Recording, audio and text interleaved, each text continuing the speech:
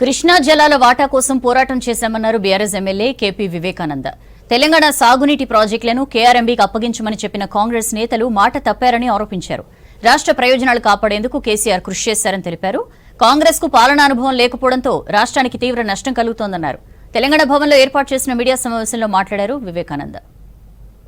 Irrigation శాఖ మంత్రి ఉన్నటువంటి ఉత్తమ్ కుమార్ రెడ్డి గారు ఆరోపణ చేయకుండా కాకుండా ఈ యొక్క 2 ప్రాజెక్టులని అప్పగింతకు అంటే కేఆర్ఎం కృష్ణా రివర్ మేనేజ్మెంట్ బోర్డుకి అప్పగించడానికి ఒప్పుకునేది లేదని చెప్పి డైరెక్ట్ వారు పేపర్ స్టేట్మెంటే మరి ఇవ్వడం జరిగింది.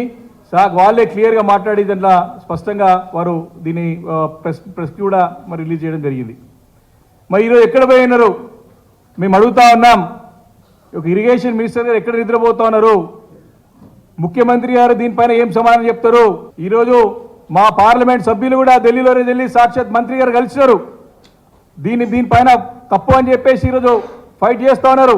వాస్తవానికి ఇక్కడ కాంగ్రెస్ పార్టీ తెలంగాణలో గెలిస్తే ఇక్కడెక్కడ ఎక్కువ పండుగ ఆంధ్రప్రదేశ్ రాష్ట్రంలో జరుపుకున్నారు. నాయకులు కర్ణాటకలో జరుపుకున్నారు. ఎందుకంటే కాంగ్రెస్ పార్టీ తెలంగాణ రాష్ట్రం గెలిస్తే తెలంగాణ కంటే ఎక్కువ లాభం ఆంధ్రప్రదేశ్కి అవుతుందని చెప్పేసి వాళ్ళు ప్రచారం చేసుకున్నారు.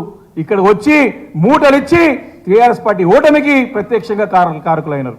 ఈరోజు ఈ నిర్ణయం ద్వారా అర్థమవుతా ఉన్నది.